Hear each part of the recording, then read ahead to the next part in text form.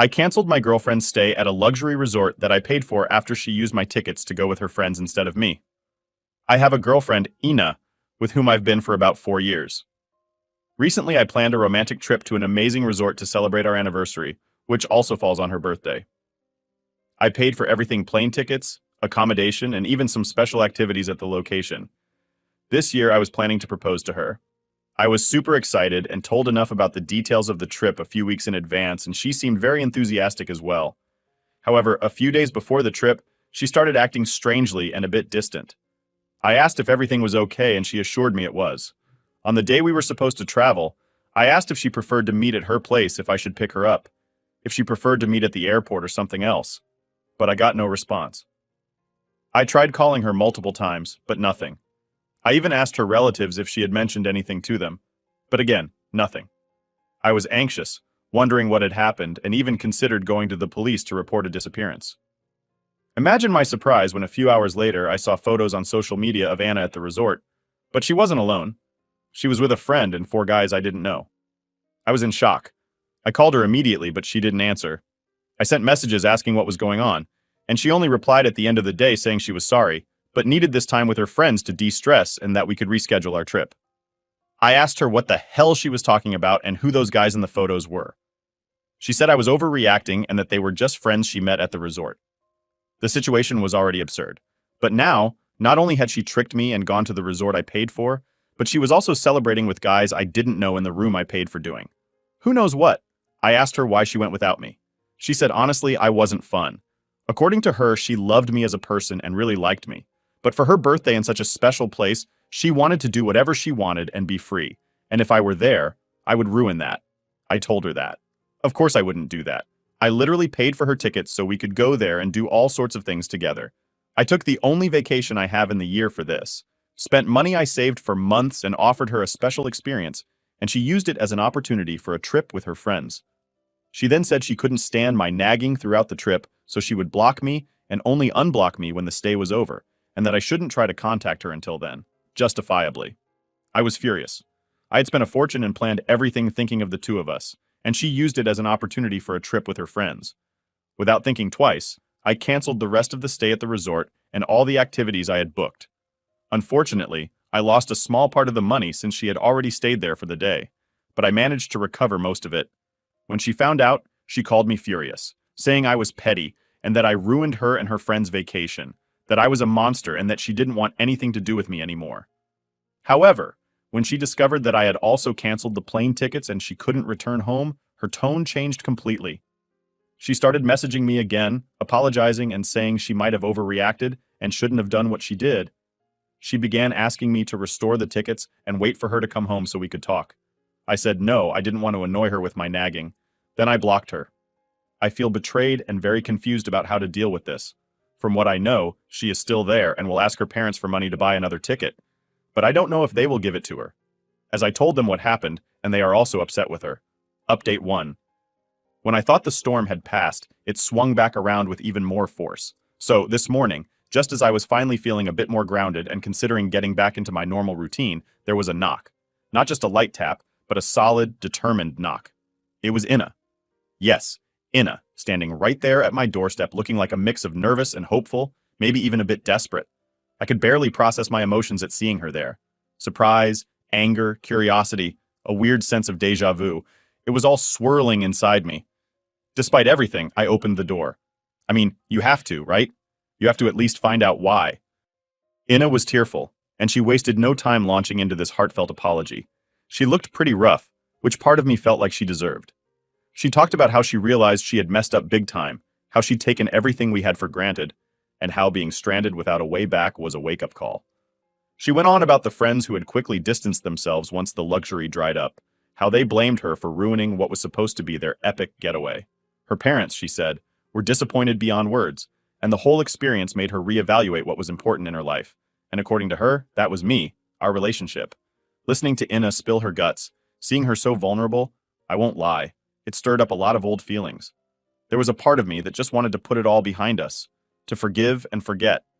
But there was also this louder voice reminding me of the betrayal, the disappointment, and the sheer audacity of her actions.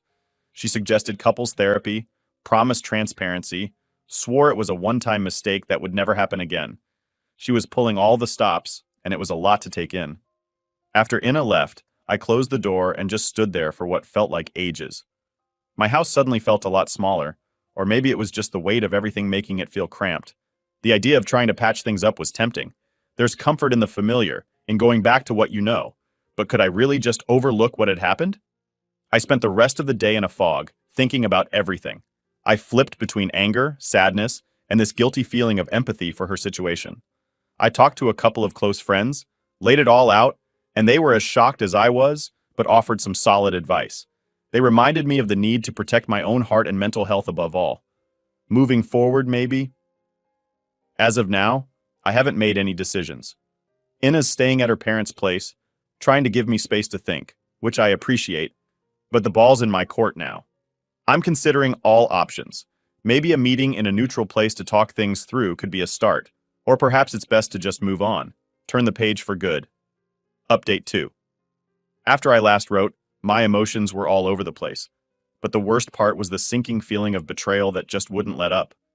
Inna and I had met up, hoping maybe there was a way to salvage something, maybe some closure or understanding from the whole mess.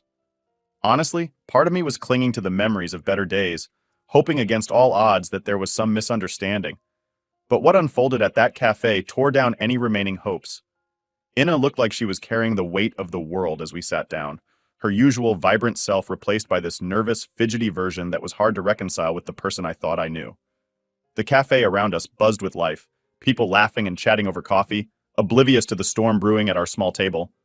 When she finally spoke, it was like a dam breaking. She didn't just admit to the escapade at the resort, she confessed to multiple instances of unfaithfulness throughout our relationship. Each confession was a hammer blow to the remnants of trust I had clung to. It wasn't just about her being with someone else, it was the repeated betrayal, the ongoing deceit. Walking out of that cafe, I felt numb. The world seemed to move in slow motion as I wandered through the streets, each step heavier than the last. I must have walked for miles, trying to clear my head, to understand how and why everything had gone so wrong. The images of our past, the plans we had made, all seemed tainted now, colored by the lies that had woven their way through our history. Reaching out to a therapist was my lifeline. Those sessions in a quiet, neutral space were where I began to dissect the grief and betrayal, to face the pain head-on rather than letting it consume me from the inside. It was raw, often painful work, but necessary. My friends and family were incredible too, offering not just sympathy, but strength. Their support was a reminder that despite everything, I wasn't alone. The more I talked it out, the more I came to realize that this wasn't just about Inna's infidelity. It was about what I tolerated, what I expected from a relationship, and how I had ignored signs because I was comfortable, because it was easier than facing potential conflicts. This realization was sobering. It forced me to look not just at her actions, but at my own, at the dynamic we had allowed to develop between us. As for moving forward, it's one day at a time. Some days are better, others are a struggle when memories surface out of the blue, triggering a fresh wave of hurt. But each day adds a bit more distance from the pain, a bit more clarity. I've taken up old hobbies that I had set aside: photography, hiking. Being out in nature, capturing moments of fleeting beauty, has been therapeutic. It's a way to reclaim parts of myself that got lost in the relationship. The future is still a big question mark. Right now, it's about healing, about building a life that feels authentic and fulfilling. It's about learning to trust again, not just in others, but in my own judgment, in my ability to see things clearly and make choices that are good for me. To those who've been there. To everyone reading this, whether you've shared words of support, advice, or simply followed along, thank you. It's strange how sharing the most painful parts of our lives with strangers can sometimes be the most comforting, how it can make us feel seen and understood in ways we didn't expect. Your kindness has been a beacon during some very dark days. I'll keep updating as I navigate this journey, sharing the ups and downs, the setbacks, and the steps forward. Life throws us curveballs, but it's also full of rebounds, of new paths that open up just when we think all doors have closed. Here's to discovering what's next, to new beginnings, and to the resilience we all carry within us. Let's see what life has in store beyond the storm. Update 3. After I discovered that Tom, the guy Inna cheated with, was married, I was torn about what to do. It's one thing to handle your own relationship falling apart, but it's another to hold the potential grenade that could blow up someone else's life. I wrestled with this dilemma, wondering whether ignorance was bliss or if the truth was a necessary pain. I talked it through with my therapist, who helped me explore the ethical side of things. It was clear that if roles were reversed, I would want to know. So, after much thought and a fair share of anxiety, I decided to reach out to Tom's wife. Finding her contact wasn't easy. I had to discreetly ask around, and it felt a bit like I was crossing lines. But ultimately, I thought about the bigger picture and pushed forward. The meeting with Tom's wife was as nerve-wracking as you'd expect. We met at a quiet corner of a local cafe, a place where we could talk without too much interruption. Initially, there was a chill in the air, a mix of her suspicion and my anxiety. When I finally laid everything out, the look of shock on her face was something I won't easily forget. It was a mirror of my own when I first found out about Ina. She listened, mostly quiet, with a storm brewing in her eyes. I shared the details, the timeline, and even showed her some messages as proof, because let's face it, this kind of news isn't easily digested without some solid evidence. The conversation was tough, filled with pauses heavy enough to drown in. By the end, she was visibly shaken, but there was also a resolve there, a steely sort of strength that appeared as she started to process the reality of her situation. After our meeting, the fallout was immediate and intense. Tom's wife confronted him, and from what she later told me, it was both explosive and revelatory. They were thrust into their own whirlwind of decision-making and emotional upheaval. She thanked me for coming forward, saying that while it was devastating, it was better to confront the harsh truth than to live in deceit. For me, telling her had unexpected consequences on my own healing process. There was a sense of closure, a feeling of doing the right thing, however hard it was. It didn't make the betrayal hurt any less, but it gave me a sense of agency, of taking action rather than being a passive victim in the narrative of my own life. As for my own path forward, it's still being paved one day at a time. The world didn't stop turning, and life didn't pause to let me catch up. I had to keep moving. I found solace in returning to my hobbies, particularly photography. There's something about capturing life through a lens that helps put things in perspective. It's like you're framing the world, focusing on what you choose to see, and blurring out the rest. I've also leaned heavily on my circle of friends and family, whose support has been unwavering and invaluable. Their perspectives, advice, and sometimes just their presence have helped me navigate through the darker moments. The road ahead is uncertain. There are good days and bad ones. Sometimes the betrayal feels like a shadow that trails just behind me, and other days, it's a distant memory. I'm learning to accept that healing isn't linear, and that's okay. Thank you to everyone who's been following this saga. Your words, your shared stories of similar experiences, and your encouragement have been more helpful than I can express. I'll continue to share updates as I navigate through this. Here's to moving forward, to healing, and to finding peace in the chaos of life. Here's to new beginnings, however they may come. Update 4. After sharing the initial shock and hurt with Sarah, Tom's wife, our casual conversations slowly morphed into regular check-ins.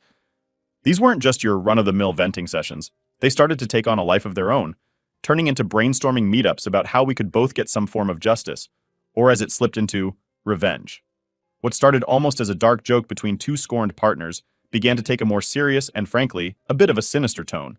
Sarah was the mastermind behind the initial idea of hitting Tom where it would hurt the most, his wallet. As she outlined her plan to quit her job to spike the alimony she'd potentially receive, I could see the fire in her eyes. She was out for blood. Part of me was drawn into that energy. It felt like finally doing something proactive about the mess we were both thrown into. But there was also this nagging feeling in the back of my mind about whether this was really the right move. She laid out the entire strategy during one of our lengthy chats at a local diner that's become our go-to for these clandestine meetings. The more she talked about it, the more detailed and calculated it all became. She had thought of everything, the timing, the potential legal hurdles, and even the social fallout she might face. It was like watching a general map out a battle plan. As these plans crystallized, I found myself being pulled deeper into the scheming. Initially, I was just a sounding board, offering a bit of advice here and there, mostly trying to inject some caution into the mix. But as time went on, I became more involved, helping to think through potential outcomes, discussing legal angles, and even playing devil's advocate to ensure Sarah had thought through all the angles. This involvement made me start to question my own motivations. Was I really helping Sarah, or was I using this plan as a way to channel my own anger and hurt?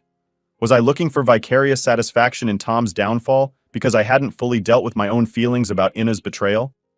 As the plan moved forward, my doubts grew. There's something about plotting revenge that starts to eat at you, making you question your own moral compass. I began to reflect on the potential consequences, not just for Tom, but for Sarah, myself, and even innocent bystanders like family members and friends who might be caught in the crossfire. I found myself lying awake at night wrestling with the ethics of our actions. Was it just to seek retribution in this way? Could this spiral out of control and lead to more hurt? What was the endgame here? Justice or just plain revenge? Realizing that I might be in over my head, I sought more professional advice. I talked extensively with my therapist about the situation, unpacking not just the plan with Sarah, but my entire journey since discovering Ina's betrayal. These sessions were eye-opening, helping me to see how my desire for justice might actually be clouding my judgment. I also consulted a legal friend informally, trying to get a sense of the legal ramifications of what we were considering. The advice was sobering. Messing with someone's life like this could have serious legal consequences and could backfire in ways we hadn't considered. Now, here I am, at a crossroads, trying to decide how, or if, I should continue down this path with Sarah. The plan is in motion, but not irreversible. I find myself torn between supporting a friend in her quest for what she sees as justice and stepping back from a situation that might not be as black and white as it seems. Reflecting on the journey to everyone who's been reading these updates, your support and insights have been invaluable. This journey has taken turns I never expected, pushing me to question not just the actions of those who hurt me, but also my own responses and choices. As I navigate these murky waters, I'm reminded of the complexity of human emotions and relationships, and the often blurry line between right and wrong. I'll keep you posted on where this path leads, hopefully to a resolution that brings peace rather than more turmoil. Here's to finding clarity in the chaos and making choices we can live with. Update 5. Amidst all the chaos and the drama of the past months, something unexpected happened. I met someone new. Let's call her Ellie. So, Ellie and I met under pretty whimsical circumstances at a local bookstore. You know, one of those movie-like moments where you both reach for the same book and your hands touch. It's funny how life throws you these little moments of serendipity right when you least expect them. We ended up grabbing coffee together right then and there, chatting over our favorite authors and genres, and finding that our connection wasn't just about books. These past few weeks with Ellie have been a breath of fresh air. After everything that went down with Ina, diving back into the dating world felt daunting. But Ellie's presence has been soothing, like finding calm waters after a stormy sea. We've taken things slow, really getting to know each other, sharing bits and pieces of our lives, our dreams, our past heartaches. She's been incredibly understanding about all the drama that's unfolded with Ina, which has made opening up to her easier than I expected. On the flip side, there's the ongoing saga with Ina. Her life seems to have taken a nosedive since everything blew up. Her parents deciding to kick her out was a shock to everyone. They've always been supportive of her, almost to a fault, some might say. But I guess everyone has their breaking point. They felt that Ina needed a serious wake-up call, and apparently this was it. From what I've heard through mutual friends, she's been struggling to adjust to her new reality. Financially, she's in hot water, having been cut off from the comfort and security of her parents' support. Emotionally, it sounds like she's a mess, trying to grapple with the consequences of her actions. While there's a part of me that feels vindicated seeing her finally face some repercussions, there's also this weird undercurrent of sympathy. It's hard to watch someone you once loved fall apart no matter what they did. Navigating these mixed emotions hasn't been easy. I find myself reflecting a lot these days, on how far I've come, on the lessons learned, and on how I can use these experiences to grow. It's been a process of acknowledging the hurt and betrayal, while also trying not to become bitter. Therapy has been a godsend through all of this. It's given me a space to unpack all these complex feelings without judgment. It's taught me a lot about empathy and forgiveness, not just forgiving others, but forgiving myself too. It's easy to beat yourself up, to wonder how you didn't see the signs or what you could have done differently. But I'm learning to let go of those thoughts, to accept that sometimes things just happen the way they do, without it necessarily being anyone's fault. Looking forward, I'm excited to see where things go with Ellie. We're planning a small trip together next month, a little getaway to a cabin by the lake where we can just relax, enjoy each other's company, and build on this new relationship. It's nice to have something to look forward to, a reminder that there's still joy to be found after heartache. And as for the blog and sharing this journey with all of you, your support has been incredible. Reading your comments and advice not only helps me feel less alone, but often gives me new insights into my own feelings and situations. It's comforting to know that no matter what life throws at me, there's a community here that understands and supports me. So here's to moving forward, to new chapters and new relationships. Here's to learning from the past and using it to create a better future. I'll keep updating as things progress, sharing the highs and hopefully fewer lows. Thanks for being a part of my journey. Here's to finding happiness, in whatever form it may come. Cheers to life's unexpected twists and turns, and to navigating them with grace and resilience. Update 6. Ellie and I had been growing closer by the day, and our relationship felt like it was on fast forward in the best possible way. We were connecting on all levels, and life seemed to be rewarding us with pure, unadulterated happiness after a stormy period. Then, the baby news hit us like a ton of bricks, in that startling, exhilarating way that changes everything you thought you knew about your future in an instant. We found out Ellie was pregnant on a lazy Sunday morning. It was completely unplanned and unexpected. We were both in our pajamas, just enjoying a slow start to the day when she mentioned she'd been feeling off. Half-jokingly, I suggested getting a pregnancy test. When she agreed, I thought we were just indulging a whim. But when that test showed a positive, our casual morning turned into one of the most memorable days of our lives.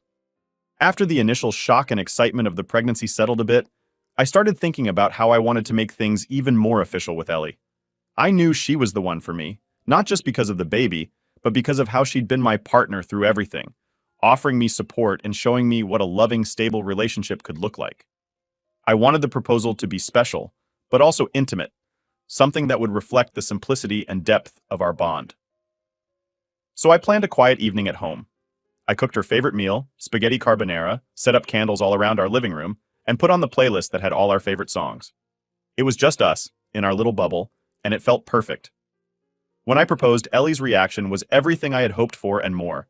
She was genuinely surprised, and her immediate tears and laughter were a mix that perfectly encapsulated the moment. Joyful, emotional, real. It felt like we were the only two people in the world at that moment.